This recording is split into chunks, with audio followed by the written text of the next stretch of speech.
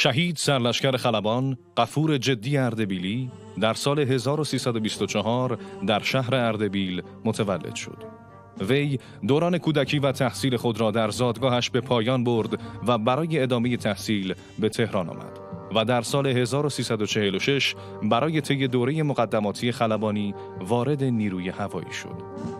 وی در سال 1348 به آمریکا اعزام شد تا دوره تکمیلی خلبانی خود را در این کشور سپری کند.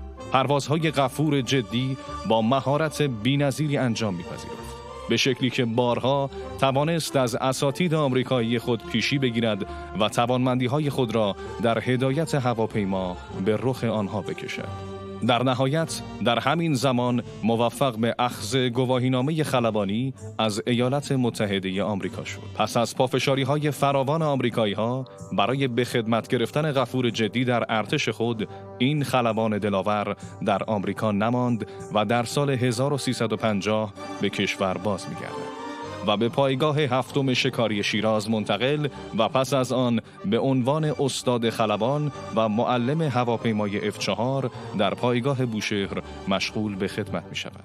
پس از پیروزی انقلاب، عناصری فرصت طلب که به دنبال تصفیه حسابهای شخصی خود بودند، کمر به بدنامی غفور جدی بستند و باعث شدند او با نیروی هوایی تصفیه حساب کند.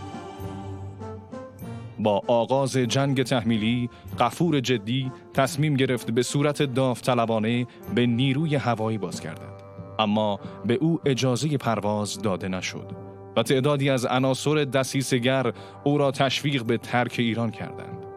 اما این خلبان شجاع و غیور در جواب آنها گفت: این همه هزینه در زمان صلح برای تفریح ما خرج نشده. ما برای چنین روزهای آموزش دیدیم. غفور جدی با شروع جنگ تحمیلی حماسه‌های ماندگار و جاودانه‌ای از رشادت‌های خود آفرید، به طوری که فقط در 5 روز ابتدایی جنگ بیش از 80 پرواز عملیاتی انجام می‌دهد.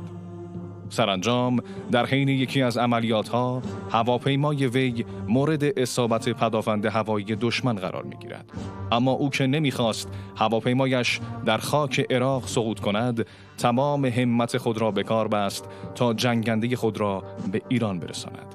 وی در وضعیتی سخت و جانفرسا و با مهارت بالای خود هواپیما را تا ماهدشت کرمانشاه می‌رساند و سرانجام این خلبان بیباک 17 آبان سال 1359 پس از رشادت‌های بیشمار در خاک میهن خویش سقوط می‌کند و به درجه رفیع شهادت نائل می‌گردد.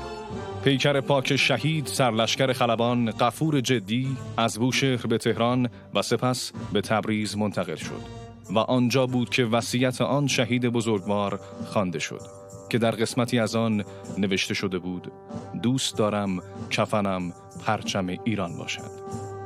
یاد و خاطرش گرامی باد. سازمان حفظ آثار و نشر ارزش‌های دفاع مقدس ارتش جمهوری اسلامی ایران.